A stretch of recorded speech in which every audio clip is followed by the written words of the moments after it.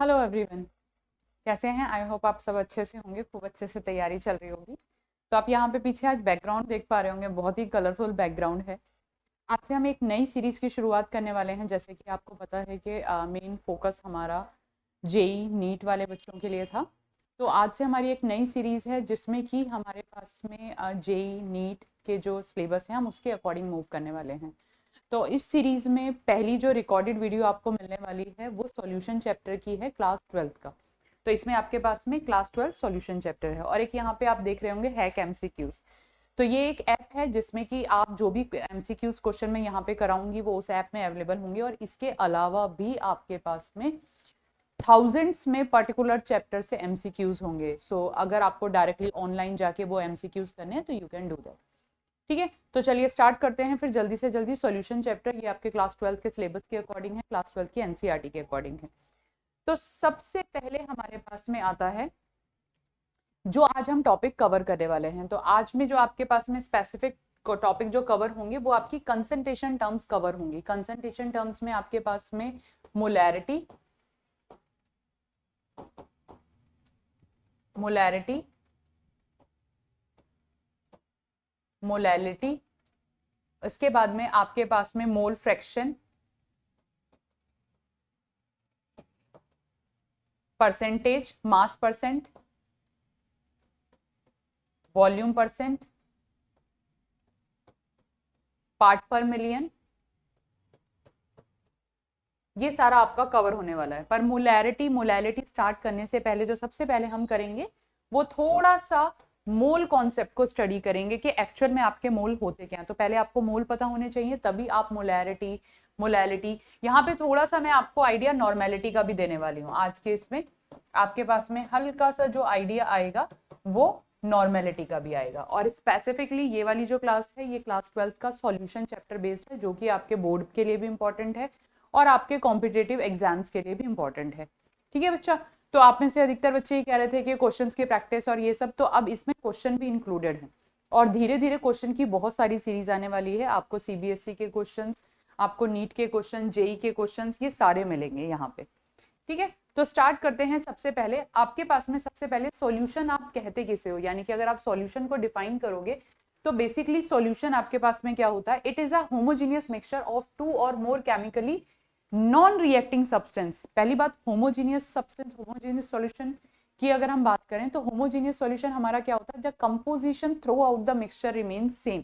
यानी कि अगर मैं यहाँ पे आपको एक पिक्चर दिखाऊं और इस पिक्चर में मैं बात करूं, मुझे ये दिया हुआ है, ये सॉल्यूशन दे रखा है। इस सॉल्यूशन में मैंने अगर शुगर को डिसॉल्व किया है, मान लेते हैं मेरे पास में ये पानी है, पानी में मैंने चीनी डिसॉल्व कर दी है। ठीक है, तो ये मान लो ये मेरे पास में शुगर के पार्टिकल हैं ये। अब जब मैंने पानी में चीनी को अच्छे से डिसॉल्व कर दिया तो ये चीनी क्या होगी? पूरे पानी में इक्वली डिस्ट्रीब्यूटेड होगी। यानी कि इस केस में यहाँ पे जो इसका composition through out the mixture same होगा, ये आपका इक्वली एक जैसी डिस्ट्रीब्यूट हो जाएगी। तो यहाँ पे ये आपका कहलाएगा होमोजीनियस मिक्सचर। ये आपके पास में है होमोजीनियस मिक्सचर। तो होमोजीनियस मिक्सचर में two or more, the homogeneous mixture of two or more component which are non reacting substance, वो आपस में रिएक्शन नहीं करनी चाहिए, कोई नई रिएक्शन मतलब कोई रिएक्शन नहीं हो रही है। And whose composition can be varied within a certain limit. अब composition varied within the certain limit से आपके पास में मतलब क्या है? सबसे पहले सॉल्यूशन आपने कहा, तो सॉल्यूशन में आपके पास में होमोजीनियस मिक्सचर आया। होमोजीनियस मिक्सचर मैंने आपको बताया, homogeneous mixture the composition through out the mixture remain same. यानी कि यहाँ पे आपके पास में आएगा composition through out the mixture remain same, तो उसे आप होमोजीनियस मिक्सचर कहते हैं। अब जब होमोजीनियस मिक्सचर को आप स्टडी करें तो उस होमोजीनियस मिक्सचर में आपके पास में दो चीजें हैं। दो चीजें कैसे हैं? ये देखिए यहाँ पे बाइनरी सॉल्यूशन है। ये बाइनरी सॉल्यूशन में आपके पास में एक सॉल्यूट है और एक सॉल्वेंट है। तो अगर हम इसको डिफाइन करें तो हम कैसे डिफाइन करेंगे? सॉल्यूट और सॉल्वेंट को अगर आप डिफाइन करते हैं, the substance in which solute dissolve and the substance which dissolve in the solvent. तो पर्टिकुलर जो डिसॉल्व होता है वो सॉल्यूट है और जिसमें डिसॉल्व होता है उसे आप सॉल्वेंट कहते हैं। या फिर आप नॉर्मली भी कह सकते हैं अकॉर्डिंग टू मोल, जिसके मोल ज्यादा हैं दैट इज सॉल्यूट, यानी कि that contain higher mole and that is lower moles, यानी कि जिसके मोलर कंसेंट्रेशन ज्यादा है वो आपके सॉल्वेंट होगा और जो आपके जिसकी कंसेंट्रेशन कम है वो आपके पास में सॉल्यूट होगा।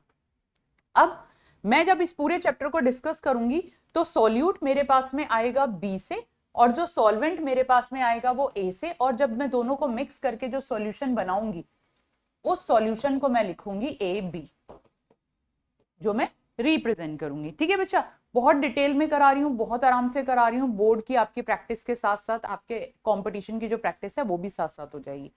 तो ये आपके पास में बाइनरी सॉल्यूशन होते हैं। अब मैंने यहाँ पे कहा कि होमोजीनियस मिक्सचर, जिस होमोजीनियस मिक्सचर को मैंने डिफाइन कर दिया, the composition through out the mixture remain same. आपने पानी में चीनी मिलाई तो ऐसा तो नहीं है शुरू में ऊपर का पानी अगर आपने ठीक से डिसॉल्व कर दिया, ये चीज ध्यान रखना, आपको उसको ठीक से डिसॉल्व कर देना, आपको स्टेयर किया और आपने अच्छे से डिसॉल्व कर दिया।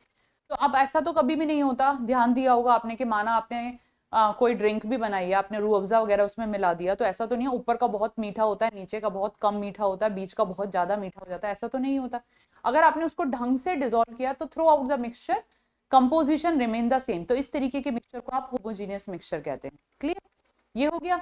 अब यहाँ पे मेरे पास में आता है the composition can be varied within a limit. Composition can be varied within a limit से मेरे पास में क्या मतलब है, यहाँ पे मेरे पास में कंडीशन आ जाती है जिसे हम बोलते हैं सैचुरेटेड सॉल्यूशन, अनसैचुरेटेड सॉल्यूशन और सुपर सैचुरेटेड सॉल्यूशन। तो सबसे पहले हम बात करते हैं अनसैचुरेटेड सॉल्यूशन की। अनसैचुरेटेड सॉल्यूशन क्या है आपके पास में, when the more amount of the solute can be dissolve in a particular solvent. जैसे कि मैंने एक ग्लास पानी लिया, मैंने 1 चम्मच चीनी डाली, इसका हम डायग्राम ले लेते हैं इस तरीके से पिक्चर बना के, मान लेते हैं ये हमारे पास में है। ठीक है, अब क्या किया मैंने पहले 1 चम्मच चीनी डाल ली, 1 चम्मच चीनी डाली, डिसॉल्व हो गई। अब क्या हुआ, मैंने दूसरी चम्मच चीनी डाली, वो भी डिसॉल्व हो जाएगी। तो जब तक उसमें चीनी डिसॉल्व होती जा रही है, आप और चीनी उसमें डिसॉल्व करते जा रहे हैं, तब तक वो अनसैचुरेटेड कहेगा। यानी कि आप अनसैचुरेटेड को अगर डिफाइन करेंगे, when the more amount of the solute can be dissolve, more amount of solute can be dissolved. जब आप और सॉल्यूट डिसॉल्व कर सकते हैं तब तक वो अनसैचुरेटेड है। अब क्या हुआ, आपने देखा होगा घर में कि अगर 1 गिलास पानी लिया है आपने, तो अधिकतर 3 चम्मच चीनी के बाद में चीनी मिलनी डिसॉल्व, चीनी उसमें डिसॉल्व होनी बंद हो जाती है। आपने 1 चम्मच चीनी और डाल दी, अब मैं उसको बहुत देर तक स्टेयर करती जा रही हूँ पर चीनी उसमें नीचे बैठी हुई है। आप देखोगे ये चीज घर में देखी होगी आपने। तो अब क्या करते हैं पेरेंट्स, क्या कह देते हैं, उसको हल्का सा गर्म कर लो। माना चाशनी आप बना रहे हो, तो शुगर सिरप जो आप बना रहे हो उसमें आप क्या करते हो, जितनी मैक्सिमम चीनी जब डिसॉल्व होनी बंद हो गई, यानी कि जब आप उसमें more amount of solute can not dissolve, तब उसे आप बोलते हैं सैचुरेटेड सॉल्यूशन, यानी कि सैचुरेटेड सॉल्यूशन। तो अगर मैं सैचुरेटेड सॉल्यूशन की बात करूंगी तो वो होगा when more amount of solute cannot be dissolve at same temperature or at same temperature, यानी कि आप टेम्परेचर नहीं चेंज कर रहे हो, आप at same टेम्परेचर आपने वही रखा है। अब आप और अमाउंट ऑफ सॉल्यूट को डिसॉल्व नहीं कर सकते हैं, तो आप उसे सैचुरेटेड सॉल्यूशन कहते हैं। अब क्या किया, अब मैंने पानी में जो चीनी थी, मुझे और चीनी बनानी है, मतलब मुझे और चीनी डिसॉल्व करनी है और मुझे शुगर सिरप बनाना है, यानी कि मुझे चाशनी बनानी है। तो हम क्या करते हैं, पानी, गैस जलाई, पानी गर्म किया, अब उसमें चीनी डिसॉल्व हो जाएगी। अब तुम उसमें और भी चीनी डाल दो, वो भी डिसॉल्व हो जाएगी। बट अगर तुम देखोगे, अगर आप उसको थोड़ी देर में ठंडा कर दो, जब मिठाई बनाते हैं हम, जो अभी आने वाली है, अभी फेस्टिवल सारे आने वाले हैं, तो हमारे घर में बनती है, हमारे घर में उसकी बनती है, नारियल की बर्फी बनती है, नारियल के लड्डू बनते हैं। तो वो ऐसे ही बनते हैं कि भाई चाशनी बनाई, अब चाशनी को तभी के तभी आपने उसमें नारियल मिला दिया, तभी आप देखोगे वो जो चीनी है वो जम जाती है, वो उसमें सेटल डाउन हो जाती है, या फिर वो अगर हम केमिस्ट्री की बात करें कि आपने सुपर सैचुरेटेड सॉल्यूशन बना दिया, सुपर सैचुरेटेड सॉल्यूशन आपने कैसे बनाया, आपने उसका टेम्परेचर इंक्रीज कर दिया और टेम्परेचर इंक्रीज करके आपने उसमें और चीनी डिसॉल्व कर दी।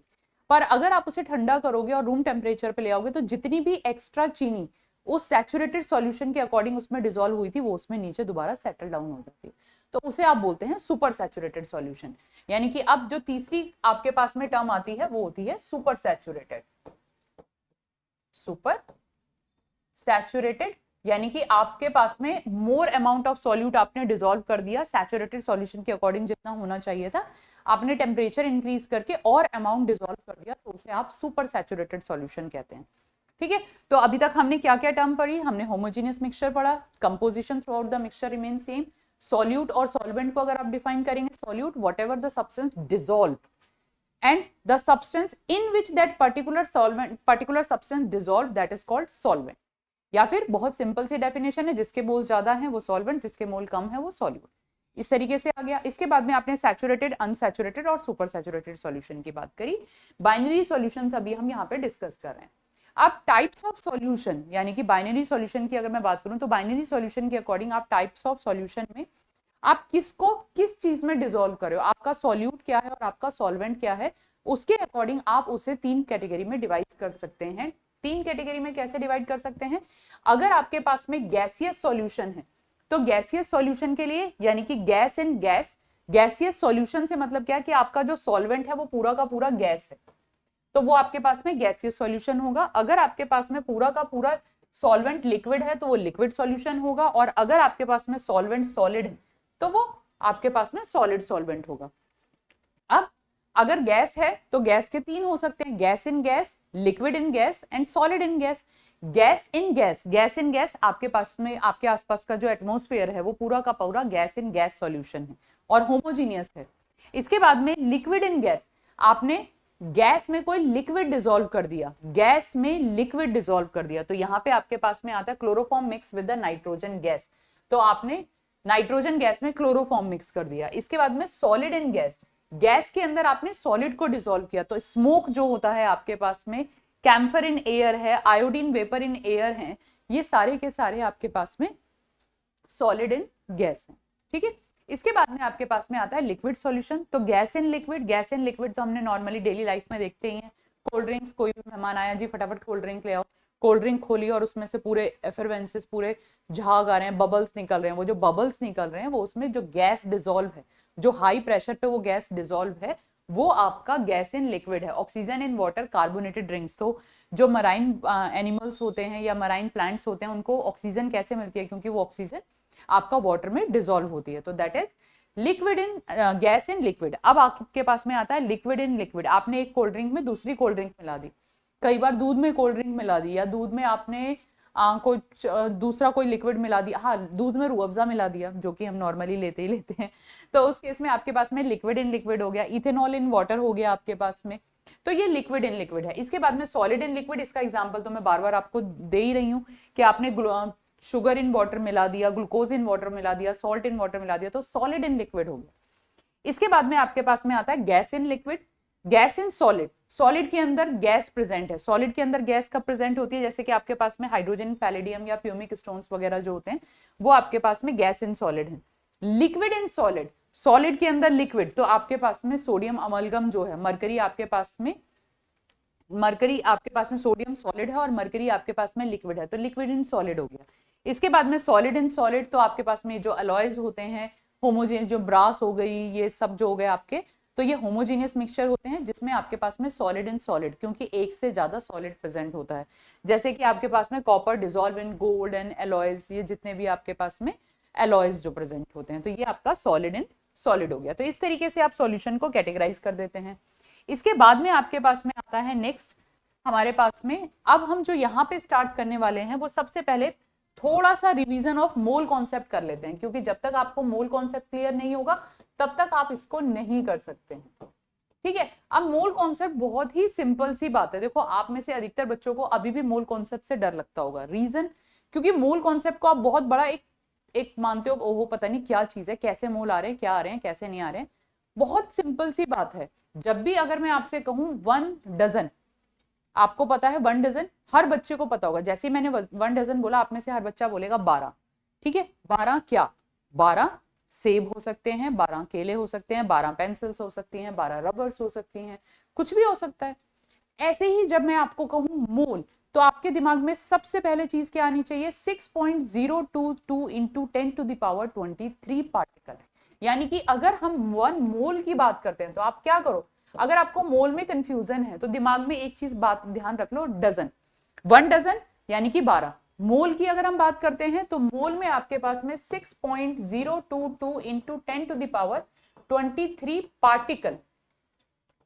मैं इसे पार्टिकल बोल रही हूं। अब पार्टिकल क्यों बोल रही हूं, क्योंकि ये एटम भी हो सकता है, ये मॉलिक्यूल भी हो सकता है, ये आपके पास में कंपाउंड भी हो सकता है, आयंस भी हो सकते हैं, कुछ भी हो सकता है। तो पार्टिकल से आप किसी भी चीज के लिए, जैसे डजन के लिए मैंने कहा ना आपके पास में 12 केले हो सकते हैं, 12 पेंसिल हो सकती हैं, 12 रबड़ हो सकते हैं, 12 बॉक्स हो सकते हैं, तो डजन का मतलब 12। ऐसे ही अगर मोल की बात करते हैं तो मोल आपका 6.023 इंटू 10⁻23 पार्टिकल।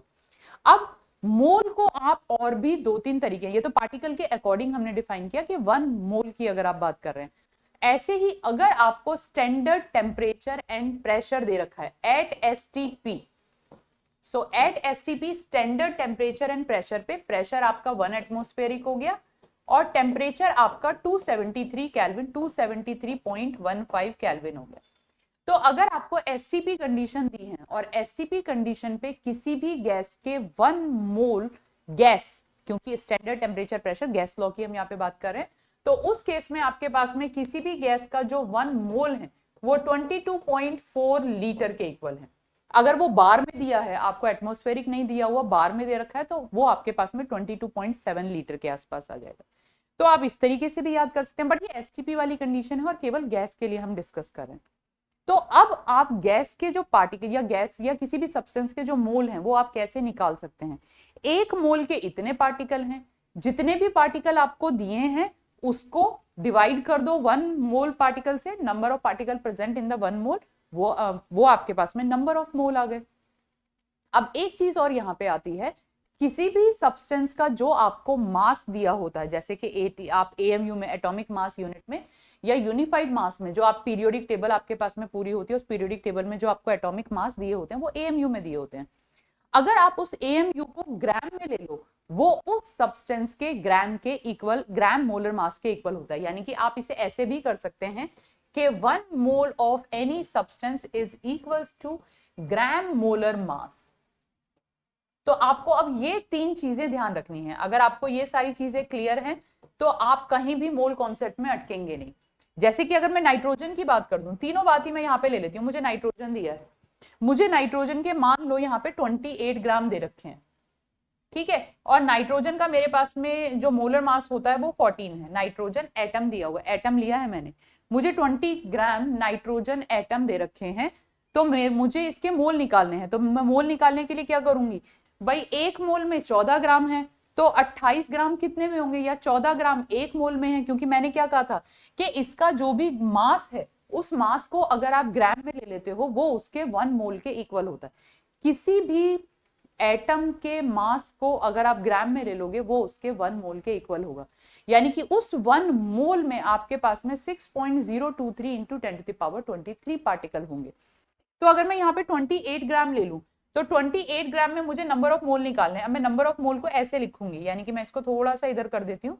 मुझे दिया है नाइट्रोजन N14 और मुझे इसके नंबर ऑफ मोल निकालने हैं। तो नंबर ऑफ मोल के लिए मेरे पास में क्या होगा, जितना इसका मास, भाई 14 ग्राम 1 मोल के लिए है, तो 28 ग्राम कितने मोल के लिए होगा, यूनिटरी मेथड से आप जैसे करते हो, तो 28/14 ग्राम इंटू 1 मोल। तो ग्राम से ग्राम कट गया तो ये आपके पास में 2 मोल के इक्वल आ गया। यहाँ पे आपके पास में ये 2 मोल हो गया, ठीक है, मास से आपने निकाल लिया। अब अगर आपको वॉल्यूम दे रखा है कि एसटीपी पर जो गैस का वॉल्यूम है, मान लो वो 44.8 दे रखा है, तो कितने मोल होंगे, एक 22.4 लीटर 1 मोल के लिए है, तो आपके पास में 44.8 कितना होगा, 2 मोल के लिए होगा। आपको ऐसे दे सकते हैं, आपको नंबर ऑफ पार्टिकल दे सकते हैं, तब भी आप मोल निकाल सकते हैं। यानी कि अब आपके पास में आता है कि 1 मोल ऑफ एनी सब्सटेंस आपके पास में 6.022 इंटू 10⁻23 पार्टिकल के इक्वल होता है, that is called Avogadro number. और इसको हम शॉर्ट फॉर्म में Na से रिप्रेजेंट कर देते हैं, जो कि हमने यहाँ पे लिखा हुआ है 6 इंटू 10⁻23। इसके बाद में मोल्स आप कैसे कैसे निकाल सकते हैं, मास ओवर मोलर मास, यानी कि नंबर ऑफ मॉलिक्यूल। आप अब तीनों चीजें आप यहीं पे ले लो, तीनों मैंने यहीं पे एक साथ ले लिया, तो आपके पास में मोल्स आता है मास अपॉन मोलर मास, या फिर number of moles upon Avogadro number, या फिर अगर आपको कोई गैस दी है तो आपके पास में volume of gas at NTP and STP divided by 22.7 and 22.4, 22.7 और 22.4। डिफरेंस क्या है, अगर आपको 1 एटमॉस्फेरिक दिया है तो आपका 22.4 होगा, अगर आपको बार में दिया है तो आपके पास में 22.7 लीटर होगा। बस इतना सा फर्क है, बाकी आपका मोल पूरा ऐसे निकल जाता है। तो सबसे पहले आपको मोल निकालने आने चाहिए। हमेशा ये तीन चीजें ध्यान रखो कि आपको ग्राम दिया है, आपको पार्टिकल दिए हैं, या आपको वॉल्यूम दिया है, तो उसके अकॉर्डिंग आप अलग अलग तरीके से निकालोगे। ठीक है, तो ये आपके पास में मोल का इंफॉर्मेशन आ जाती है। जैसे कि हम भूल गए कई बार, तो ये पता होना चाहिए। अब मान लो ये क्वेश्चन आया हुआ है, ये आपके पास में which of the following has maximum number of molecules, इसमें से आपके पास में किसके पास में मैक्सिमम नंबर ऑफ मॉलिक्यूल होंगे। देखो सिंपल सी बात ये है, एक फंडा दे देती हूँ, क्या करना है आपको, मोल पे ध्यान रखो। एक मोल में कितने पार्टिकल हैं, 6.02, जितने ज्यादा मोल होंगे उतने ज्यादा पार्टिकल होंगे। तो आपको क्या करना है, मोल निकालना है। ऑक्सीजन का मोलर मास कितना होता है, ऑक्सीजन का मोलर मास O2 दे रखा है आपको यहाँ पे, तो आपके पास में O2 का मोलर मास आपके पास में 16 इंटू 2 32 होता है। तो अगर इसके मैं नंबर ऑफ मोल निकालूंगी, यानी कि अगर मैं इसे ठीक से पूरा कंप्लीट करके करूं, तो O2 का मोलर मास आपके पास में आता है 32 ग्राम पर मोल। तो यहाँ पे आपके पास में कितने नंबर ऑफ मोल हैं, नंबर ऑफ मोल के लिए आपके पास में आएगा 16/32, यानी कि 0.5 मोल है, या 1/2। आप इसे 1/2 या 0.5 कर दो, तो ये आपके पास में आएगा 0.5 मोल है इसके। इसके बाद में 16 ग्राम ऑफ NO2 दे रखा है। 16 ग्राम ऑफ NO2 के लिए आप इसका मोलर मास निकाल लो। नाइट्रोजन का आपके पास में 14 है, ऑक्सीजन का आपके पास में 32 है, तो आपके पास में कितना आ गया 46।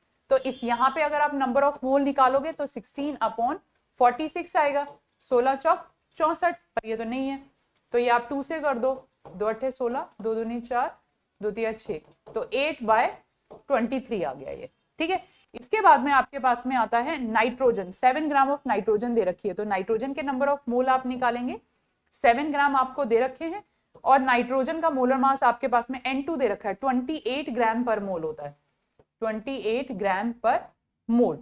तो यहाँ पे आपके पास में 1/4 मोल आ गया।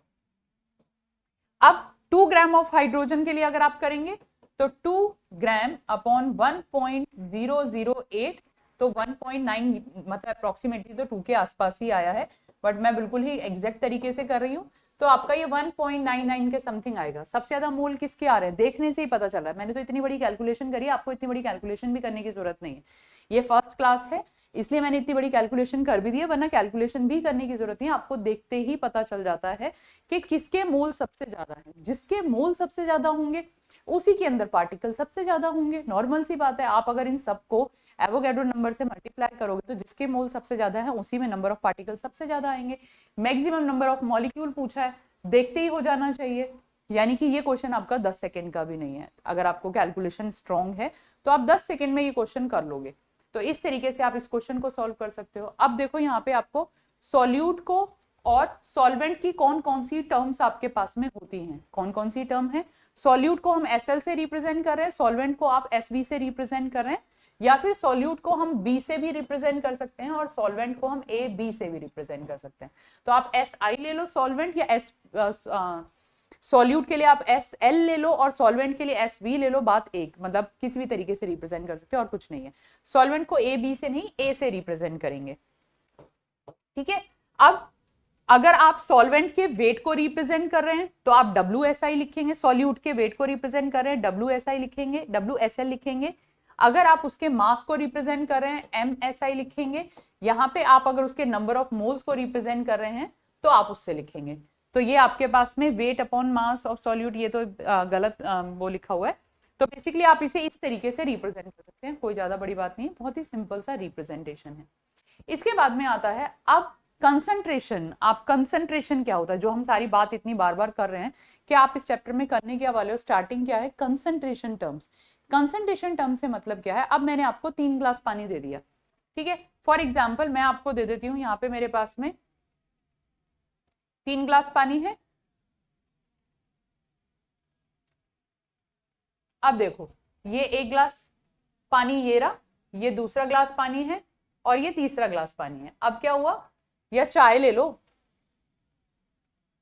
ठीक है, मेहमान आए, एक को फीकी चाय पीनी है, एक को फीकी चाय पीनी है, इसमें चीनी नहीं है, इसमें आपको एक को 1 चम्मच वाली चीनी वाली पीनी है और एक को 2 चम्मच चीनी वाली पीनी है। तो अब आप कैसे रिप्रेजेंट करोगे कि ठीक है इसमें 2 चम्मच चीनी है, इसमें 1 चम्मच चीनी है, इसमें, बट अगर आप मैथमेटिक्स साइंटिफिक तरीके की बात करते हो तो हम चम्मच चीनी वाली बात नहीं करते हैं। हम फिर इसे कैसे रिप्रेजेंट करेंगे, हम इसकी पर्टिकुलर कंसंट्रेशन बताएंगे कि ये तो आपका सॉल्वेंट है, इसमें आपने सॉल्यूट डिसॉल्व ही नहीं किया, ये आपका सॉल्वेंट है, ये आपका बिल्कुल प्योर कंपोनेंट है, इसमें आपने कुछ भी डिसॉल्व नहीं किया, ये सॉल्यूशन है, ये भी सॉल्यूशन है, ये लोअर कंसंट्रेशन का है, ये हायर कंसंट्रेशन का है। क्यों, क्योंकि एक में ज्यादा सॉल्यूट है, एक में कम सॉल्यूट है। अब आप इसको कैसे कैसे रिप्रेजेंट कर सकते हैं, तो ये जो कंसंट्रेशन टर्म है इनको आप कैसे कैसे रिप्रेजेंट कर सकते हैं, तो यहाँ पे अब हम पढ़ेंगे molarity, molality, normality, mole fraction, part per million, part per billion, formality, percentage, concentration terms, W/W, V/V, ये सारा का सारा अब हम यहाँ पे डिस्कस करने वाले हैं। तो सबसे पहले हमारे पास में आता है मोलैरिटी। मोलैरिटी, मोलैरिटी को आप रिप्रेजेंट करते हैं कैपिटल M से, तो जहां पे भी आप कैपिटल M लिखा देखेंगे वो मेनली आपको मोलैरिटी ही रिप्रेजेंट कर रहा होता है। मोलैरिटी को डिफाइन कैसे करेंगे, the number of mole of solute dissolve in पर लीटर ऑफ सॉल्यूशन, आपके 1 लीटर सॉल्यूशन में कितने मोल ऑफ सॉल्यूट डिसॉल्व हैं, वो आपके पास में होता है मोलैरिटी। यानी कि अगर मैं यहां से इसे रिप्रेजेंट करूं तो मेरे पास में आएगा n is equals to number of moles, n तो नंबर ऑफ मोल्स से, तो मेरे पास में आएगा m is equals to mole of solute upon volume of solution. तो आप इसको ए बी और सॉल्यूट को मैं बी लिखूंगी, तो मैंने इस तरीके से कर दिया, तो मोल of solute upon volume of solution. अब मोल ऑफ सॉल्यूट को और भी शॉर्ट फॉर्म में लिख देती हूं, तो number of mole of solute upon volume of solution in litre. Number of moles को क्या लिख सकते हैं, मास अपॉन मोलर मास, तो यहाँ पे अभी आप इसको ऐसे भी कर सकते हैं, ये आपके पास में आएगा मास, जो भी आपको मास दिया है, upon molar mass of solute into volume of solution in litre. तो ये आपके पास में NB क्या आ गया, NB आपके पास में है number of mole of solute, ये आपके पास में सॉल्यूट आ गया, और VAB आपके पास में क्या आ गया, solution of volume of solution, तो ये आपके पास में होगा volume of solution in litre, ये आपके पास में volume of solution in litre. आजा आजा, नीचे से, नीचे से, सामने कैमरे के आगे, भाई रिकॉर्डिंग चल रही है, जल्दी कर दे जरा,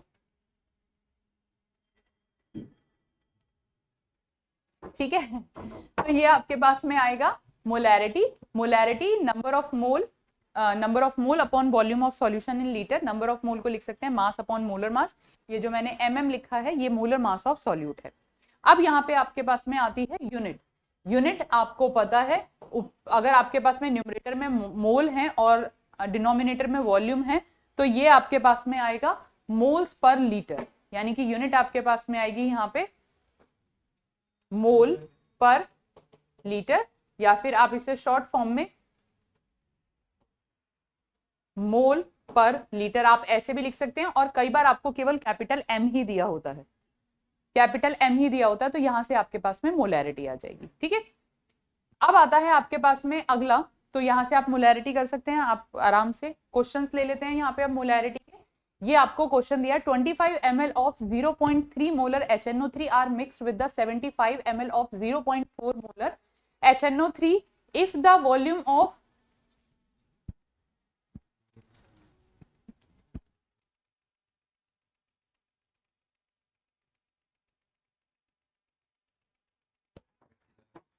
So 25 ml of 0.3 molar HNO3 are mixed with 75 ml of 0.4 molar HNO3 if the volumes are additive.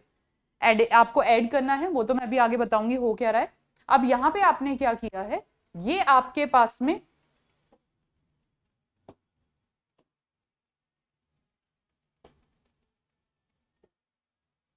ये देखो ये है, और आपके पास में एक दूसरा बीकर भी है,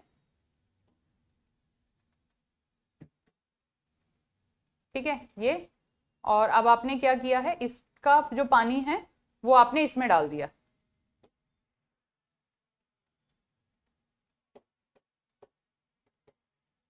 तो आपके पास में एक सॉल्यूशन ये था, ओहो, तो ये आपके पास में एक सॉल्यूशन था, ये आपके पास में दूसरा सॉल्यूशन था। आपने दोनों को मिक्स किया तो आपके पास में ये रिजल्टेंट सॉल्यूशन बन गया। अब इसको आप कैसे सॉल्व करेंगे, ये आपके पास में 25 ml ऑफ 0.3 मोलर HNO3 है, यानी कि मोलैरिटी आपको दी है, और molarity is equal to number of mole upon volume होता है, तो मोलैरिटी आपको 0.3 मोलर दी है, नंबर ऑफ मोल आपको नहीं पता, वॉल्यूम आपको 25 ml दिया है, ठीक है। अभी मैं इसको पूरा ऐसे ही सॉल्व कर रही हूं, तो आप 25 ml को 0.3 में मल्टीप्लाई करोगे, पर यूनिट यहाँ पे बहुत इंपॉर्टेंट हो जाएगी, यानी कि अब अगर मैं इसको सॉल्व करूंगी तो मैं यहाँ पे number of mole of HNO3 के निकाल रही हूँ, पहले फर्स्ट वाले HNO3 के, या फिर इसे आप N1 ले लो, तो ये आपके पास में आएगा मोलैरिटी इंटू वॉल्यूम। मोलैरिटी आपके पास में 0.3 मोल पर लीटर है, और वॉल्यूम आपके पास में 25 ml है, तो L से तो L कट गया, तो नंबर ऑफ मोल जो आपके पास में आएंगे वो आपके पास में आएंगे 7.5 मिली मोल, ये आपके पास में 7.5 मिली मोल आ गए, ठीक है।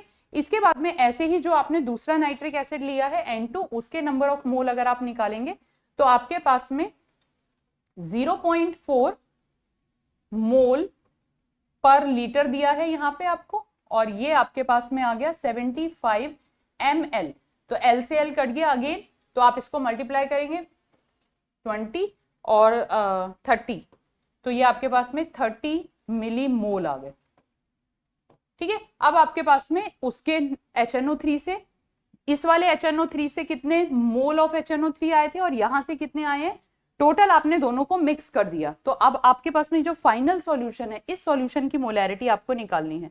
तो इस सॉल्यूशन की मोलैरिटी निकालने के लिए आप क्या करेंगे, टोटल नंबर ऑफ मोल कितने हैं, N1 प्लस N2, दोनों के कितने मोल हो गए, और टोटल वॉल्यूम कितना हो गया, टोटल वॉल्यूम आपके पास में 25 और 75 मिलके आपके पास में 25 प्लस 75 मिलीलीटर, यानी कि 100 मिलीलीटर आ गया, और N1 और N2 को अगर आप प्लस कर देंगे तो आपके पास में 37.5, ये 37.5, और ये आपके पास में आ गया 100 मिलीलीटर, ये आ गया मोल, ठीक है। अब मिलीलीटर को आपको, और मोल भी आपके पास में मिली मोल में आए हैं, ये भी आपके पास में मिली मोल में आए। अब ये देखो मैंने क्यों नहीं काटा था, अगर आप वहां पे भी उसे मिली मोल में करते तो कैलकुलेशन बहुत लॉन्ग हो जाती, तो मैं क्या करती हूँ, मैं एंड में कर देती हूँ, सारा जो भी कैलकुलेशन करूंगी मैं एंड में करूंगी, तो मिली से मिली कट गया, आपके पास में ऑलरेडी आंसर मोलैरिटी में आ गया, आप इसको 100 से डिवाइड करोगे तो 0.37 आपके पास में आंसर आएगा, ठीक है। अब आपके पास में 0.75 आना चाहिए था, ये आपके पास में आएगा 0.375 मोलैरिटी, ऑप्शन में नहीं है, 25 या 75, यस 7.5 आना चाहिए था, और ये आपके पास में 75 इंटू 4 आना चाहिए था, ऑप्शन में नहीं है, तो ये ऑप्शन गलत होगा, ये आपके पास में आएगा 0.375 मोलर, ठीक है, क्योंकि 0.4 है और 0.3 है, ओके। तो ये आपके पास में आंसर आ जाएगा इस तरीके से, तो आप दोनों के मोल अलग अलग निकाल के मिली मोल में करके फिर आप इसे कैलकुलेट कर सकते हैं। इसके बाद में आगे आपके पास में आता है 8.9 gram of H2SO4 is present in 2 liter of solution. The molarity of the solution 8.9 gram. 8.9 gram of H2SO4 present in the 2 litre of solution. तो बहुत ही इजी सा क्वेश्चन है, यहाँ पे आपको मोलैरिटी निकालनी है, number of mole upon volume निकालेंगे, सॉल्यूट आपको क्या दिया है, H2SO4 दिया, और H2SO4 के 8.9 ग्राम दिए हैं, तो 8.9 ग्राम डिवाइडेड बाय H2SO4 का आपके पास में मोलर मास कितना होता है? ये आपके पास में 2 प्लस 32 और 64, 16 चौक 64, क्योंकि ऑक्सीजन का 16 होता है, तो ये आपके पास में आ जाएगा 98। तो 98 आपने किया, ये आपके पास में आ गया 89 ग्राम, और ये आपके पास में आ गया 98 ग्राम पर मोल, और वॉल्यूम कितना कर दिया आपने? 2 लीटर। ये आपके पास में आ गया 2 लीटर, ग्राम से ग्राम कट गए, तो ये आपके पास में मोल पर लीटर में आ जाएगा। अब 8.9 98 इंटू 2, तो ये आपके पास में हो गया 49, और 49 का आप इसको करेंगे तो ये आपके पास में 1 पॉइंट समथिंग आएगा। अगर आप इसको सॉल्व करेंगे तो ये आपके पास में 0.2, ये तो आपके पास में ऑप्शन ही नहीं है, क्वेश्चन गलत है। 9.8 अगर मैं 98 करके देंगे तब मेरे पास में 2 आंसर आएगा। तो ये आपके पास में एक बार जरा देख लेते हैं।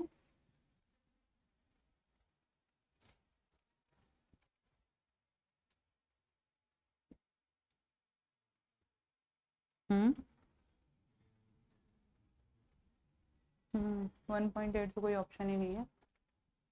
ओके, मुझे लग रहा है इसमें क्वेश्चन में कोई गड़बड़ है। ये क्योंकि अगर मैं इसको 9.8 लेती हूँ तो molarity is equals to 9.8 upon 98, यहाँ पे ग्राम आएगा, यहाँ पे ग्राम पर मोल होगा, और वॉल्यूम आपका 2 लीटर होगा, ग्राम से ग्राम कट जाएगा, तो ये आपके पास में आ जाएगा 0.1 अपॉन 2 मोल पर लीटर, और ये आपके पास में आ जाएगा 0.1 को अगर आप करोगे तो 0.05 आपके पास में आ जाएगा मोलैरिटी।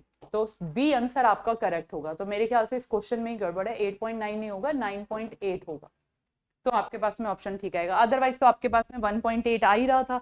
तो मतलब मेन कॉन्सेप्ट है कि कॉन्सेप्ट आपको निकालना आना चाहिए। इसके बाद में आता है अगले आपके पास में 20 millilitre of HCl solution required 19.85 millilitre of 0.1 molar NaOH solution for complete neutralisation. अब देखो यहाँ पे कुछ क्वेश्चन, कुछ कॉन्सेप्ट मैं आपको बताती हूँ कि जब भी हमें इस तरीके के क्वेश्चन दिए होते हैं तो आप किस किस तरीके से मोलैरिटी निकाल सकते हो। पहली चीज तो आपको पता है, मोलैरिटी निकालने के लिए आप क्या करोगे, number of mole upon volume वाला फॉर्मूला तो आपके पास में डायरेक्टली है ही है। एक कॉन्सेप्ट आता है, आप उसको डाइल्यूशन कर रहे हो, यानी कि सॉल्यूशन को डाइल्यूट कर रहे हो, कि आपको 1 ग्लास पानी दिया था, उसमें 2 चम्मच चीनी मिली हुई थी, पर चीनी बहुत ज्यादा हो गई, तो मैंने क्या किया, मैंने उसमें पानी मिला दिया। पानी मिलाया तो मैंने उसमें सॉल्वेंट डिसॉल्व किया है, मैंने उसमें सॉल्यूट डिसॉल्व नहीं किया है। और अगर मैंने सॉल्यूट डिसॉल्व नहीं किया तो मेरे पास में नंबर ऑफ मोल उतने के उतने ही रहेंगे। इट मींस मेरे पास में ये जो पहले पानी था, यहाँ पे मेरे पास में पहले भी 2 चम्मच चीनी थी, अब क्या हुआ, बहुत ज्यादा मीठा पानी हो गया, मैंने उसमें पानी ऐड कर दिया, यानी कि मैंने अब उसमें क्या किया, वाटर ऐड कर दिया, चीनी उतने के उतनी ही है। यानी कि इस केस में आपके पास में नंबर ऑफ मोल तो उतने ही रहेंगे, पहले भी उतने थे, बाद में भी उतने थे, पर वॉल्यूम चेंज हो जाएगा, और वॉल्यूम चेंज होने की वजह से आपके पास में मोलैरिटी चेंज हो जाएगी। मोलैरिटी चेंज हो जाएगी, यानी कि मैं इसे ऐसे भी तो लिख सकती हूँ, M1V1 is equals to N और M2V2 is equals to N, यानी कि इस केस में मेरे पास में M1V1 is equals to M2V2 आएगा। तो वो जो तुम फॉर्मूला लिखते हो ना, वो M1V1 is equals to M2V2, वो कुछ नहीं है, वो तुम वहां से नंबर ऑफ मोल निकाल रहे हो, दोनों के नंबर ऑफ मोल को इक्वल कर रहे हो अगर तुम डाइल्यूशन कर रहे हो, यानी कि दिस इज फॉर डाइल्यूशन। तुमने क्या किया, उसमें सॉल्वेंट डिसॉल्व कर दिया, तो उसे हम M1V1 is equals to M2V2 करते हैं। दूसरा कॉन्सेप्ट हमारे पास में क्या है, तुमने 2 सॉल्यूशन को मिक्स किया, ये तो डाइल्यूशन किया है, यहाँ तो मैं डाइल्यूशन की बात कर रही हूँ। अब मैंने क्या किया है, तीनों कॉन्सेप्ट हम यहाँ पता सारे कॉन्सेप्ट यहाँ पे डिस्कस कर रहे हैं। तो पहली चीज ये हो गई, दूसरी चीज में आपने डाइल्यूशन किया, तीसरी चीज में आपने क्या किया, 2 को मिक्स कर दिया, यानी कि आपके पास में एक सॉल्यूशन ये था, आपने दूसरे सॉल्यूशन को मिक्स किया और आपके पास में थर्ड सॉल्यूशन बन गया। तो उस केस में आप कैसे करोगे, जो कि मैंने HNO3 वाला अभी किया था, तो वहां पे हम क्या करते हैं, इसके M1V1 इसके M2V2 gives out M3V3। Total आपने नंबर ऑफ मोल्स, इसके मोल्स, इसके मोल्स और इसके मोल्स निकाल लिए, और मतलब इन दोनों के मोल्स को प्लस किया, वो आपके थर्ड के मोल के इक्वल आएंगे। तो यहां से आप इस तरीके से भी कैलकुलेट कर सकते हो। चौथा आपके पास में आता है, ये मिक्स किया है, ये आपने 2 सॉल्यूशन को मिक्स किया है। फोर्थ आपके पास में किस तरीके से आता है, आपने क्या किया, न्यूट्रलाइजेशन रिएक्शन कर रहे हो, एसिड और बेस को न्यूट्रलाइज कर रहे हो। तो आपको पता है 11th क्लास में ये आप इक्विलिब्रियम में, आयनिक इक्विलिब्रियम में पढ़ के आए हो कि जब आप एसिड और बेस को न्यूट्रलाइज करोगे तो आपके पास में न्यूट्रलाइजेशन रिएक्शन होती है, और उसमें अगर आपके पास में सेम बेसिसिटी के एसिड है और सेम एसिडिटी का बेस है, बेस एसिडिटी ऑफ बेस और बेसिसिटी ऑफ एसिड क्या होती है अभी उसको भी हम डिस्कस करते हैं। तो उस केस में आपके पास में न्यूट्रलाइजेशन रिएक्शन जब भी आप कर रहे हो, और अगर आप कंप्लीट न्यूट्रलाइजेशन कर रहे हो तो आप उसमें M1V1 is equals to M2V2 जब आपका कंप्लीट न्यूट्रलाइजेशन हो रहा है। बट अगर आपका एसिड ज्यादा है या बेस कम है, या बेस ज्यादा है एसिड कम है, तो उस केस में आप क्या करोगे, M1V1 minus M2V2 gives out M3V3। अब आप कहोगे मैम ये तो आपने फॉर्मूला लिखवा दिया, हमें तो समझ ही नहीं आया। तो बहुत सिंपल सी बात ये है, अब देखते हैं होता क्या है यहाँ पे। तो अगर मैं न्यूट्रलाइजेशन की बात करूं, फॉर एग्जांपल मैंने क्या लिया, HCl लिया, HCl की रिएक्शन मैंने NaOH के साथ कराई, तो मेरे पास में NaCl प्लस H2O बनेगा, यानी कि this one is the acid plus base gives out salt plus water. ये आपकी न्यूट्रलाइजेशन रिएक्शन हो गई, न्यूट्रल हो गया, बिल्कुल न्यूट्रल। मतलब बिल्कुल न्यूट्रल होने से मतलब क्या हुआ, अब अगर इसकी मैं कंप्लीटली आयोनाइज रिएक्शन लिखूं, यानी कि कंप्लीट आयोनाइज रिएक्शन मेरे पास में आएगी H plus aqueous Cl minus aqueous plus Na plus aqueous, क्योंकि ये पूरा का पूरा पानी में डिसॉल्व होता है तो ये कंप्लीटली डिसोसिएट हो जाता है एक्वस, और यहाँ पे मेरे पास में NaCl सॉलिड और H2O लिक्विड बनेगा, H2O लिक्विड बनेगा। इसे मैं डिसोसिएट नहीं करूंगी, मतलब क्योंकि डिसोसिएट होता है ना, लिक्विड फॉर्म में होता है।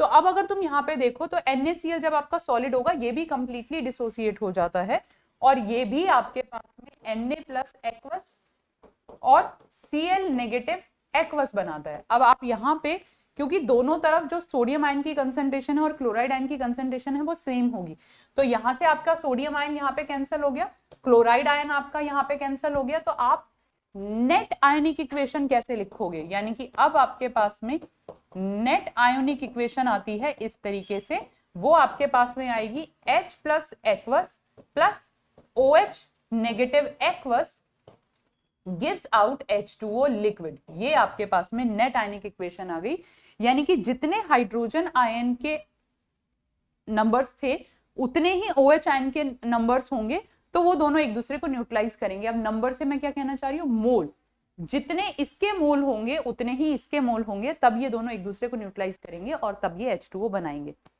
अब यहाँ पे थोड़े से एडवांस कॉन्सेप्ट पे आते हैं। तो अब मोल से आपका क्या मतलब है, आपके पास में मोनो एसिडिक बेस भी हो सकता है और मोनो बेसिक एसिड भी हो सकता है, मोनो डाई ट्राई, इस तरीके से। जैसे कि अगर मैं HCl की बात करूं तो HCl आपको एक हाइड्रोजन आयन देगा, एक क्लोराइड आयन देगा। अगर मैं H2SO4 की बात करूं तो यहाँ पे आपको 2 हाइड्रोजन आयन और एक सल्फेट आयन बनेगा। अगर मैं H3PO4 की बात करूं तो यहाँ पे आपके पास में 3 हाइड्रोजन आयन और एक फास्फेट आयन आएगा, यानी कि यहां से आपके पास में बेसिसिटी ऑफ एसिड आती है, इसे आप बोलते हैं बेसिसिटी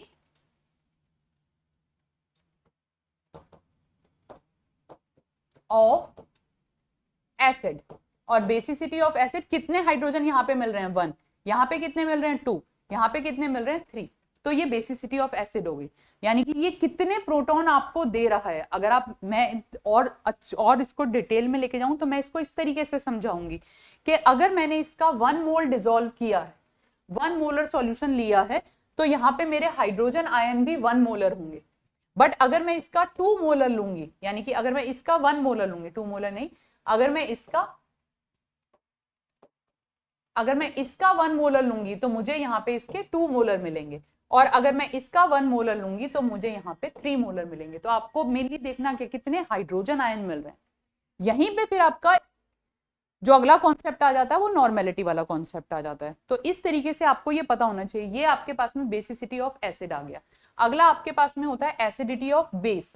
जैसे कि मैंने लिया NaOH, तो मुझे क्या मिलेगा, Na प्लस और 1 OH नेगेटिव। मैंने लिया CaOH होल ट्वाइस, तो मेरे पास में आएगा Ca plus and 2 OH negative. मैंने लिया AlOH होल थ्राइस, तो उस केस में मेरे पास में क्या आएगा, Al+3 और 3OH नेगेटिव। ठीक है, अब ये मेरे पास में क्या होगा, ये मेरे पास में एसिडिटी ऑफ बेस होगा, एसिडिटी ऑफ बेस। तो यहाँ पे मेरे पास में कितनी है 1, यहाँ पे कितनी है 2, यहाँ पे कितनी है 3। तो आप इसके अकॉर्डिंग चेक करोगे। जैसे अभी तो हमने बहुत सिंपल सा क्वेश्चन लिया था यहाँ पे, अब आते हैं हम इस क्वेश्चन पे।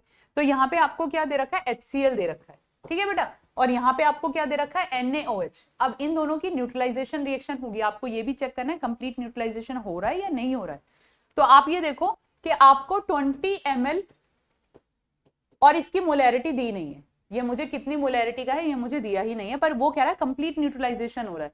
और अगर कंप्लीट न्यूट्रलाइजेशन हो रहा है तो जितने H आयन होंगे उतने ही OH आयन होंगे, और दोनों ही आपके मोनो एसिडिक और मोनो बेसिक हैं, यानी कि ये आपका मोनो बेसिक एसिड है और ये मोनो एसिडिक बेस है। इससे एक OH आयन मिलेगा, इससे एक H आयन मिलेगा, दोनों ही मोनो मोनो है, यानी कि दोनों में ही आपके पास में एक हाइड्रोजन आयन और एक OH आयन मिल रहा है। तो यानी कि कंप्लीट न्यूट्रलाइजेशन अगर मैं करूंगी तो मेरे पास में यहाँ पे फॉर्मूला यानी कि आना चाहिए M1V1 is equal to M2V2। तो ये मेरे पास में 20 ml इंटू मोलैरिटी NaOH का मुझे दे रखा है, ये मेरे पास में इसका जो मोलैरिटी दी है वो आपके पास में M1 और ये आपके पास में M1V1 is equal to M2V2। तो M1 आपको दे रखा है 0.01 और वॉल्यूम आपको दे रखा है 90.85 ml। ठीक है, ये अब मैंने तुम्हें पहले बोला मैं मिलीलीटर बाद में नहीं चेंज करती, मैं मिली को बाद में कैंसिल आउट कर देती हूँ। तो आप कैसे भी कर सकते हो, आपकी मर्जी है। कई बार कुछ बच्चे चेंज कर देते हैं वॉल्यूम को, तुम वैसे कर लो। मेनली क्या है, आपको जिस तरीके से इजी लग रहा है, बट पोर्शन करेक्ट होना चाहिए, ऐसा नहीं है कि आप गलत कर रहे हो। तो यहाँ पे देखो मेरे पास में 20 ml है, ये मेरे पास में 0.01 मोलैरिटी है, और यहाँ पे मैं इसे डिवाइड में ले आऊंगी 19.85 ml। ml से ml कट गया तो मेरे पास में ऑटोमेटिकली जो आंसर, बट ये तो मुझे मोलैरिटी निकालनी थी, उल्टा कर दिया मैंने। यानी कि यहाँ पे मेरे पास में m मुझे निकालना है, तो मैं इसको करूंगी डिवाइडेड बाय 20 ml। ml से ml मेरा कट गया। अब मेरे पास में देखो नॉर्मल सी बात है, जो ऊपर वाली टर्म है वो 20 से कम है, तो मेरे पास में जो आंसर आएगा वो 0.9 के आसपास आएगा। अगर मैं 19.8 को 20 से डिवाइड करूंगी तो 0.9 के आसपास आएगा, और 0.9 को मैं 0.01 से मल्टीप्लाई कर दूंगी 0.9, तो मेरे पास में आएगा 0.009। अब 0.009 आपके पास में ये रहा ए ऑप्शन, 0.009 मोलैरिटी आपके पास में आंसर आ गया। तो जरूरी नहीं है कि आपको इतनी सारी कैलकुलेशन करनी होती है। अगर आप कॉम्पिटिटिव लेवल की तैयारी कर रहे हो तो उसमें आपको लॉजिक्स भी लगाने पड़ेंगे, आपको ऑप्शन ऑप्ट आउट करने आने चाहिए। अगर आप बोर्ड का एग्जाम दे रहे हो तो फिर तो आपको एक एक स्टेप पूरी तरीके से लिखना है, तो हर एक एग्जाम को करने का तरीका अलग होता है। अगर आप बोर्ड के हिसाब से तैयारी कर रहे हो तो आप एक एक स्टेप लिख के चलो, फॉर्मूला लिखो, यूनिट लिखो, सब कुछ लिखो। अगर आप नीट या जेई की तैयारी कर रहे हो तो आपकी कैलकुलेशन बहुत स्पीड से होनी चाहिए कि आपने यूं किया और फटाफट कैलकुलेशन होगी, देखते ही पता चलना चाहिए। या फिर आपको मतलब कॉन्सेप्ट बिल्कुल माइंड में ही क्लियर हो जाने चाहिए। तो ये आपके पास में आंसर आ गया। ये आपको मैंने M1V1 M2V2 भी बता दिया। एनसीईआरटी में इसके ऊपर बहुत सारे क्वेश्चन हैं। अगला देखो आपको दे रखा है 3 molal NaOH solution of density. अब पहले ये मोलल एक्वस सॉल्यूशन करने से पहले हमारे पास में मोलैलिटी क्या होती है, पहले हम उसको डिस्कस करेंगे, फिर हम इस क्वेश्चन पे आएंगे।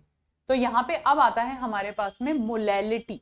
एक आपने पढ़ी मोलैरिटी R, और अब आपके पास में आती है मोलैलिटी। तो मोलैलिटी को आप रिप्रेजेंट करते हो स्मॉल m से। तो अगर मैं मोलैलिटी की बात करूं तो मोलैलिटी आपके पास में होती है number of moles of solute dissolve in पर केजी ऑफ सॉल्वेंट, यानी कि ये आपके पास में number of mole of solute upon mass of solvent in KG. आपको सॉल्वेंट लेना है। यहाँ पे एक चीज आप दिमाग में रख लेना बिल्कुल, कि आपको पता होना चाहिए कि जब भी आप मोलैलिटी निकालोगे तो मास ऑफ सॉल्वेंट आता है। तो यहाँ पे जब आप यूनिट लोगे तो यूनिट आपके पास में मोल पर केजी हो जाएगी। ये आपके पास में मोल पर केजी हो जाएगी, यूनिट आ गई यहाँ पे। तो ये मोलैलिटी आपको पता चल गई। अब मैं आती हूँ उस वाले क्वेश्चन पे, क्योंकि बीच में क्वेश्चन बहुत सारे हैं और सारे क्वेश्चन कराने, तो थोड़ा सा ये फर्क आएगा। मतलब अब आपको ये पता चलेगा कि बेसिकली क्वेश्चन बेस्ड हैं, आपको क्लैरिटी होनी चाहिए। अब आता है 3 molar NaOH solution has a density of 1.110 gram per ml, the molarity of the solution. Molality दी है आपको, मोलल से मतलब अगर आपको 3 मोलल दे रखा है 3.0 मोलल, इट मींस आपको मोलैलिटी दी है, और मोलैलिटी को हम स्मॉल m से रिप्रेजेंट करते हैं। अगर मुझे 3 मोलैलिटी दी है तो मुझे पता है molality is equals to 3 mole 1 kg में। 1 kg में आपके पास में 3 मोल प्रेजेंट होंगे, वो आपके पास में होती है मोलैलिटी। यानी कि मेरे पास में अगर 1 kg वाटर है तो 1 kg वाटर में मेरे पास में 3 मोल्स ऑफ सॉल्यूट है। तो ये चीज आपको बहुत ही क्लियर पता होनी चाहिए, ये सॉल्यूट हो गया और ये आपके पास में सॉल्वेंट हो गया। बट अगर आपको मोलैरिटी निकालनी है, अगर मैं आपसे कहूँ कि मुझे तो मोलैरिटी निकालनी है बेटा, तो मोलैरिटी निकालने के लिए मेरे पास में क्या होना चाहिए, number of mole upon volume of solution.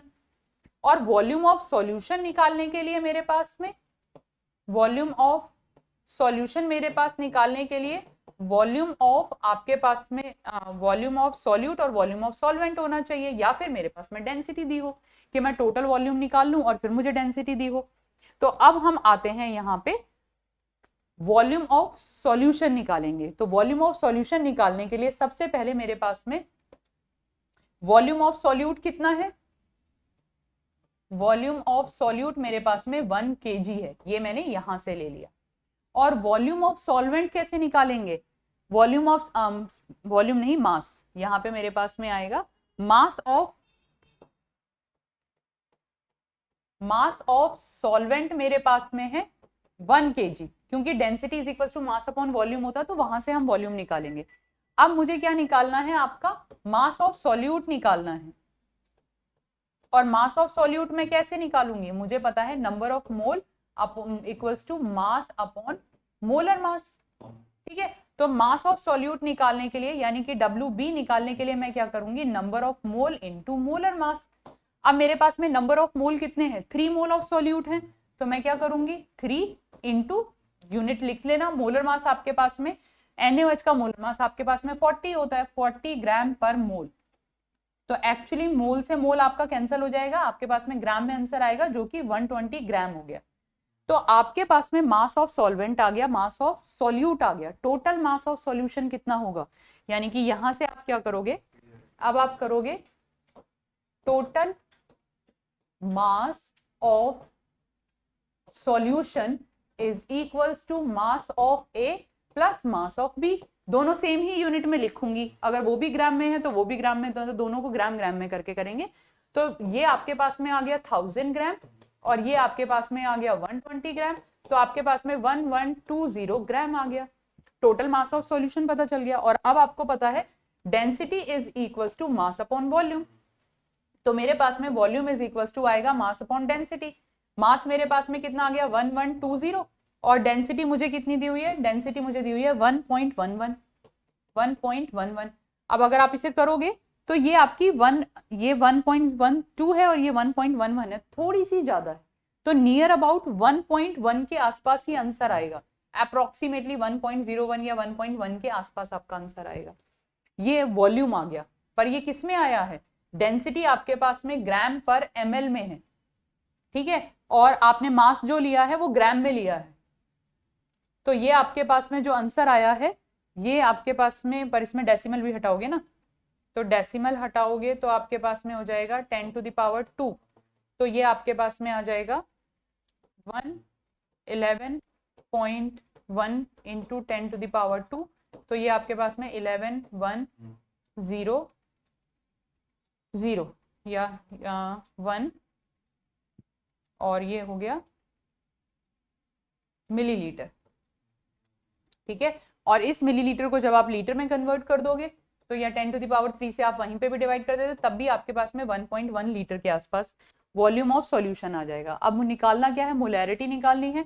तो मोलैरिटी निकालने के लिए हमारे पास में number of mole upon volume, number of मोल आपके पास में 3 मोल ही है और वॉल्यूम आपके पास में कितना है 1.1 के आसपास आपके पास में इसका वॉल्यूम है।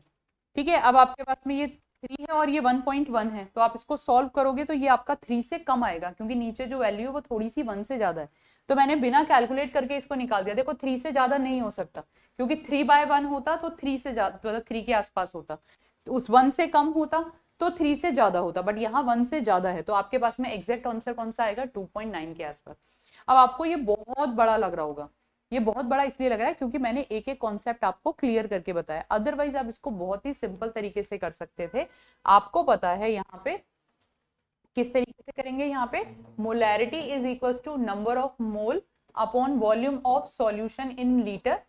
ये आपके पास में number of mole of solute आ गया, और वॉल्यूम निकालने के लिए आप क्या करोगे, डेंसिटी इनटू, यहाँ नहीं कि यहाँ पे आप लिख सकते हो volume is equals to density of solution into mass of solution, और मास ऑफ सॉल्यूशन निकालने के लिए आप क्या करोगे, density of solution into mass of solvent plus mass of solute.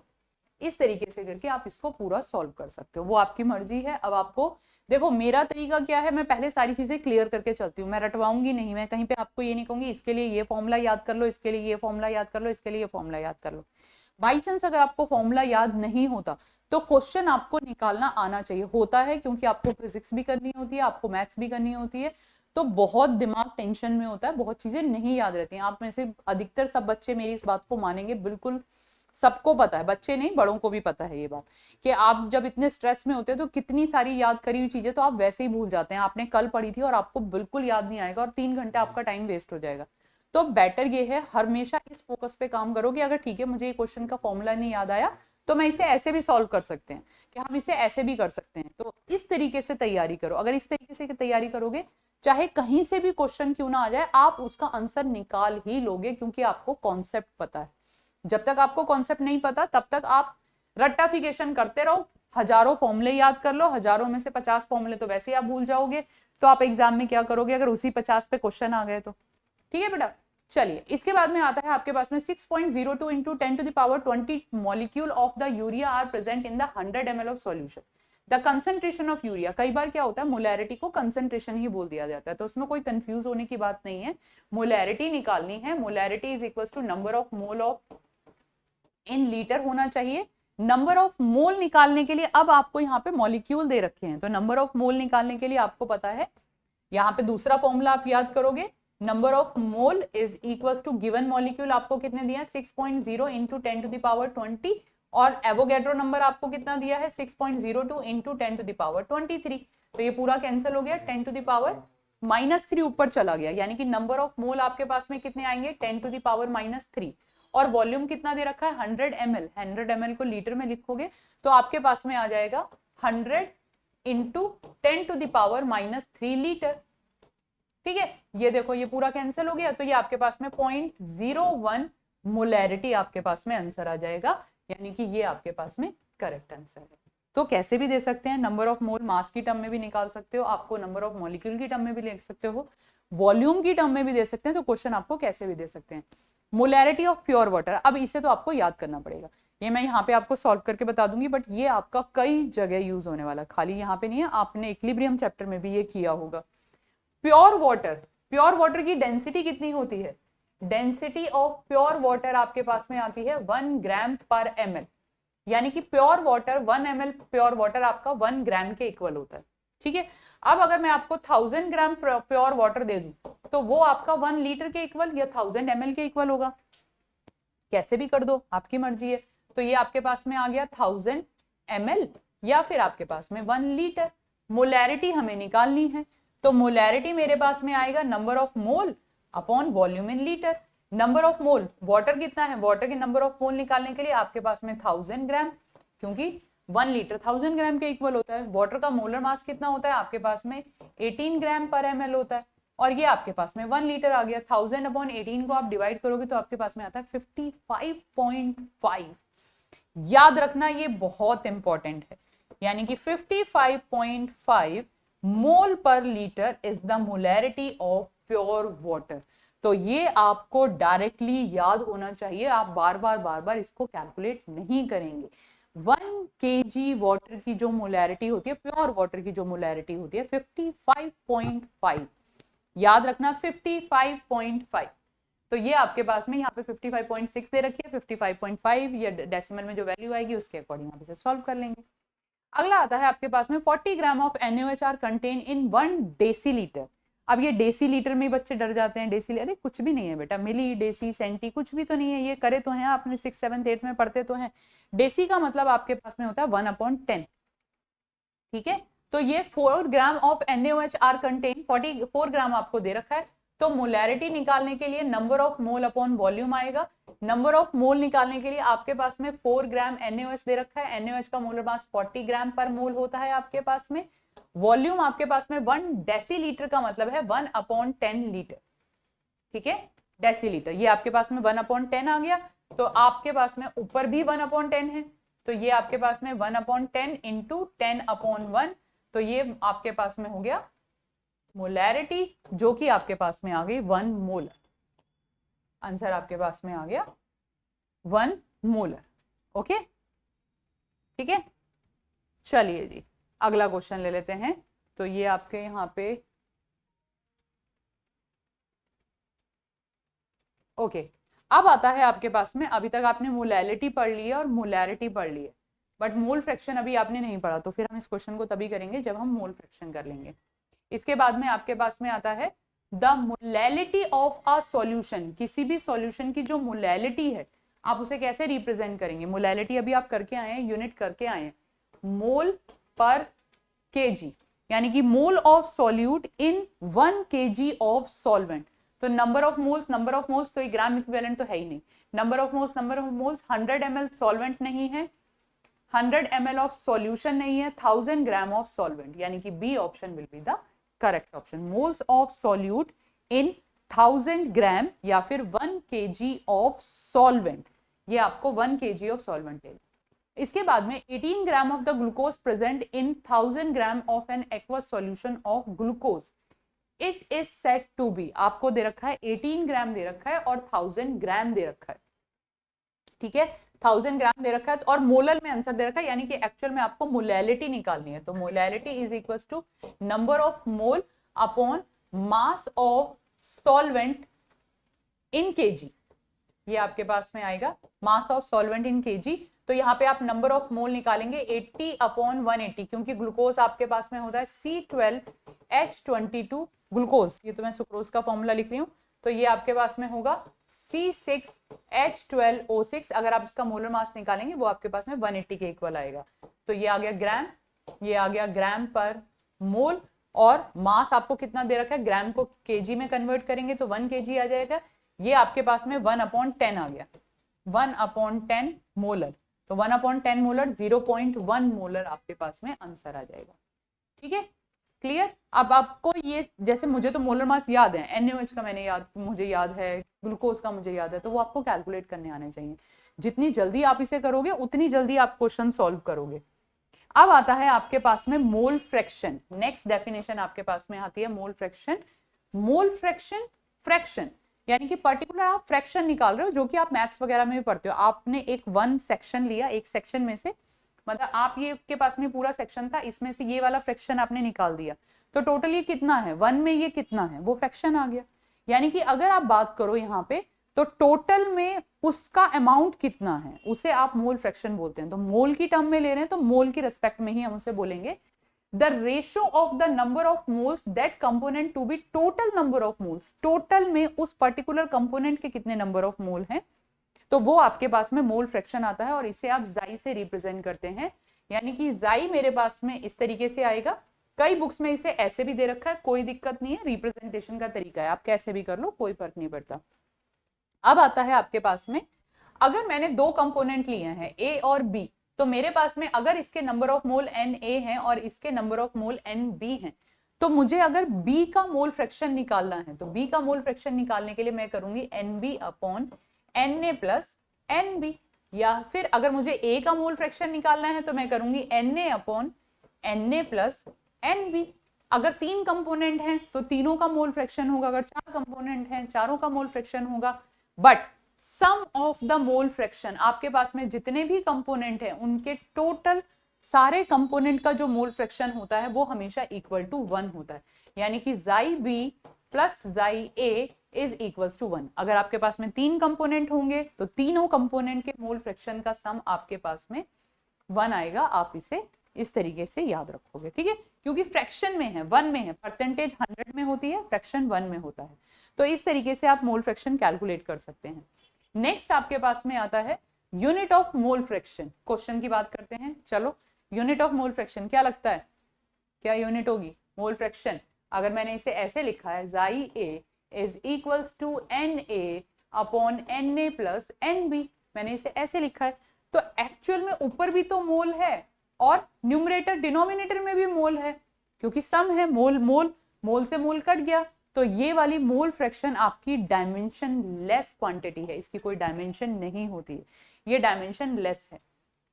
इसके बाद में आता है if we take 44 gram of the CO2 and 14 gram of N2 what will be the mole fraction of CO2। बहुत सिंपल क्वेश्चन है, आपको number of mole of CO2 निकालो पहले। 44 ग्राम आपको दिए हैं और CO2 का मोलर मास भी आपके पास में 44 होता है, 16 दूनी 32 और 12 44, यानी कि ये आपके पास में आएगा 44 ग्राम पर मोल। तो इसके आपके पास में 1 मोल आ गए। अब नाइट्रोजन का 28 होता है, तो number of mole of nitrogen आपके पास में आएगा 14 ग्राम अपॉन 28 ग्राम पर मोल, तो ये आपके पास में आएगा 1/2 मोल, या फिर आप इसे 0.5 मोल भी लिख सकते हैं। अब आपको मोल फ्रैक्शन ऑफ CO2 पूछा है, यानी कि जाई CO2 आपके पास में आएगा 1 मोल अपॉन में कितना है 1 प्लस 0.5, क्योंकि दोनों का आप सम करोगे, ऐसे करेंगे ना हम। अगर आप इसको लिखेंगे तो number of mole of CO2, number of mole of CO2 plus number of mole of आपके पास में क्या है N2, तो जो कि आपके पास में आएगा 1 प्लस 0.5, तो ये 1/1.5 डायमेंशन लेस क्वांटिटी है आपके पास में, तो 1/1.5 आपके पास में 10/15 हो गया। तो आप 5 2 10, 5 3 15, 2/3 विल बी द आंसर। ठीक है, बहुत ही इजी सा क्वेश्चन था, इसमें तो कुछ भी नहीं है। इसके बाद में आता है आपके पास में मास परसेंट। अब आ गए हम परसेंटेज क्वांटिटी पे, तो परसेंटेज आप मास परसेंट में ले लो, आप वॉल्यूम परसेंट में ले लो। तो मास परसेंट की अगर हम बात करते हैं, the mass of solute present in the 100 gram of solution. Total मैंने सॉल्यूशन को 100 ग्राम लिया है, तो 100 ग्राम सॉल्यूशन में आपके पास में कितना अमाउंट ऑफ सॉल्यूट प्रेजेंट है, तो इसे हम लिखते हैं मास परसेंट को W% लिख देते हैं, W/W भी लिख देते हैं। कुछ बुक में W/W दे रखा है, कुछ में W% दे रखा है, मास परसेंट दे रखा है, आप कैसे भी कर लो, एक ही बात है। तो यहाँ पे अगर मैं मास परसेंट ऑफ B निकाल रही हूँ, अगर मेरे पास में मास परसेंट ऑफ B है, तो मैं क्या लूंगी, मास of B upon mass of AB, पर दोनों ही ग्राम में लेने हैं, आपको ये ध्यान रखना है, ये भी ग्राम में है और ये भी ग्राम में है, इनटू 100। तो यहां से आपके पास में मास परसेंट आ जाता है, mass of solute upon total mass of solution, दोनों का सॉल्यूट और सॉल्वेंट का प्लस करके निकाल दो, ग्राम में ही लेना है, इनटू 100। तो यहाँ पे भी आपके पास में कोई यूनिट नहीं होगी, क्योंकि अपॉन में ही है। जैसे कि ये आपको दिया molarity of the 4% NaOH solution, आपको क्या दे रखा है 4% NaOH सॉल्यूशन। 4% NaOH सॉल्यूशन का मतलब क्या है, यानी कि आपके पास में जो सॉल्यूट है, सॉल्यूट आपके पास में 4 ग्राम है और जो सॉल्वेंट आपके पास में है वो आपके पास में 96 ग्राम होगा। तो सॉल्यूशन आपके पास में कितना होगा, सॉल्यूशन आपके पास में होगा 100 ग्राम, क्योंकि हम दोनों का सम लेते हैं। ठीक है, तो यहां से आपके पास में मास ऑफ सॉल्यूट पता चल गया, मास ऑफ सॉल्वेंट पता चल गया, मास ऑफ सॉल्यूशन भी पता चल गया। अब आपको इसकी मोलैरिटी निकालनी है। अब देखो और कुछ भी नहीं दे रखा, तो अगर तुम्हें यहाँ पे डेंसिटी ऑफ वाटर याद नहीं है तो तुम इस क्वेश्चन को सॉल्व नहीं कर पाओगे। कई क्वेश्चन में आपको डेंसिटी नहीं दी जाती वाटर की, वो आपको खुद पता होनी चाहिए। पर अगर मेरे पास में सॉल्यूट दिया है, तो अगर मैं मोलैरिटी यहाँ पे निकालूंगी, तो number of mole of solute जो कि आपके पास में NaOH है, और वॉल्यूम ऑफ सॉल्यूशन, या फिर आपके पास में वॉल्यूम ऑफ सॉल्यूशन 1 लीटर को ही लेके चलेंगे हम, तो ये आपके पास में आ गया 4/40, क्योंकि मोलर मास NaOH का 40 है और उसके आपके पास में 4 ग्राम है, सॉल्यूशन आपके पास में 100 ग्राम आ गया। बट इसमें मोलैरिटी तो ये आपके पास में मैं पर लीटर के हिसाब से लेके चल रही हूँ, तो ये 1/10 आ गया। वॉल्यूम मैंने मान लिया 1 लीटर है, वैसे तो अगर आपके पास में वैल्यू दी जाती तो ज्यादा बेटर था। तो AB, तो ये आपके पास में आ गया 1/10 इंटू 1, तो ये आपके पास में आ जाएगा 0.1 मोल, अगर मुझे वॉल्यूम 1 लीटर दिया है। 1 लीटर पर लीटर में आपके पास में इतने मोल्स प्रेजेंट हो। इसके बाद में आता है आपके पास में वॉल्यूम परसेंट। जैसे आपके पास में मास परसेंट होता है, ऐसे ही आपके पास में वॉल्यूम परसेंट होता है। V बाय V परसेंट भी बोल देते हैं, खाली वॉल्यूम परसेंट भी बोल देते हैं।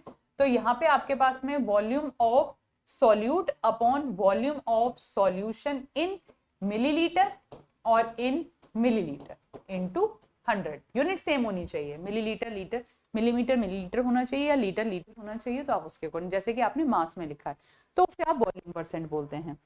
इसके बाद में आपके पास में आता है mass of solute present in the 100 ml of solution, mass volume percentage, W by V percent. तो नाम से ही आपको पता चल रहा है, इसे कई बार हम स्ट्रेंथ भी बोल देते हैं,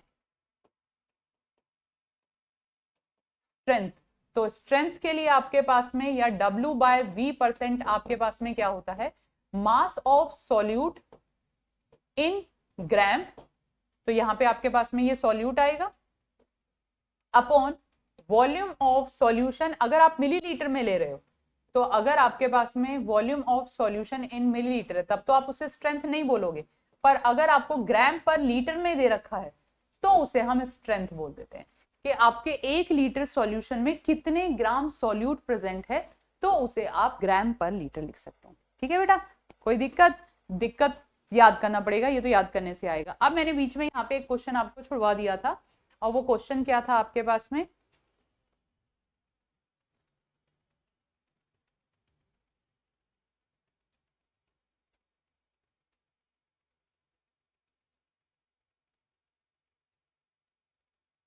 ये रहा, with increase of temperature which of these changes. Temperature increase करने के साथ में इसमें से क्या चीज चेंज होती है।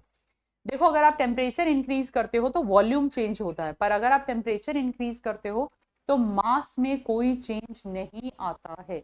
यानी कि आपकी वो क्वांटिटी जिसमें कि मास प्रेजेंट है वो टेम्परेचर के इंडिपेंडेंट होती है, और वो क्वांटिटी जिसमें वॉल्यूम प्रेजेंट है वो टेम्परेचर के डिपेंडेंट होती है। मोलैलिटी हो गई, मोल फ्रैक्शन हो गया, ये सारे के सारे आपके टेम्परेचर इंडिपेंडेंट है। तो इसने क्या कहा, with increase of temperature which of these changes, क्या चेंज हो रहा है। अगर आप टेम्परेचर इंक्रीज करोगे तो इसमें से क्या चेंज होगा, मोलैलिटी में number of mole upon mass आ रहा है, तो ये चेंज नहीं होगा। Weight in fraction, weight in fraction आपको W में दे रखा है, ये भी आपका चेंज नहीं होगा। मोल फ्रैक्शन, ये भी आपका number of mole upon number of मोल है, ये भी चेंज नहीं होगा, क्योंकि यहाँ पे आपका वॉल्यूम नहीं आ रहा है। Fraction of solute present in water, liquid में अगर आ गया, यानी कि लिक्विड प्रेजेंट है, तो टेम्परेचर के साथ में वो चेंज होगा, क्योंकि जैसे जैसे टेम्परेचर बढ़ाते हैं तो सॉल्वेंट के जो पार्टिकल हैं वो दूर होते चले जाते हैं, वॉल्यूम इंक्रीज करता है, जिसकी वजह से आपकी मोलैरिटी चेंज हो जाती है। तो ये आपका टेम्परेचर इंक्रीज करने के साथ में इंक्रीज होगा। ठीक है बेटा, तो ये आज आपकी फर्स्ट क्लास है, specifically those student those who are preparing for the CBSE JEE NEET. पूरी डिटेल क्लास है, बहुत आराम से चल रही है, क्वेश्चंस के साथ में चल रही है। आपने देखा होगा मैक्सिमम क्वेश्चंस हैं, MCQs हैं, और ये सारे MCQs आपको हैक MCQ पे इजीली मिल जाएंगे, तो आप वहां पे जाके ज्वाइन कर सकते हैं। अभी मैं आपको कोड दे दूंगी, आप उस कोड के थ्रू ज्वाइन कर लेना, तो आप मेरे बैच में आ जाएंगे। वो मेरा बैच होगा, आप मेरे से डायरेक्ट कांटेक्ट कर सकते हैं। ठीक है, आप डायरेक्ट कांटेक्ट, आप मेरे को मैसेजेस भेज सकते हैं, तो हम एक क्लास ले लेंगे जहां पे आपके जितने भी क्वेश्चंस होंगे वो डायरेक्टली लाइव क्लास में हम उसे सॉल्व कर देंगे। ठीक है बच्चा, मेहनत करो, अभी भी बहुत टाइम है, अभी तो टाइम शुरू ही हुआ है, बहुत अच्छे से मेहनत करो, आराम से 100 आउट ऑफ 100 तो बोर्ड में कहीं नहीं जाते हैं। बाकी वो आपको JEE और नीट के लिए प्रैक्टिस करनी पड़ेगी, जितना प्रैक्टिस करेंगे उतने अच्छे से आप एग्जाम क्लियर करेंगे। ओके बच्चा, मिलते हैं फिर नेक्स्ट क्लास में। क्लासेस रेगुलर रहेंगी, रेगुलर आपको रिकॉर्डेड क्लासेस मिलती रहेंगी। अगर आपकी रिक्वेस्ट रही तो हम ऑनलाइन क्लासेस पे भी आ जाएंगे। ओके बच्चा, बाय।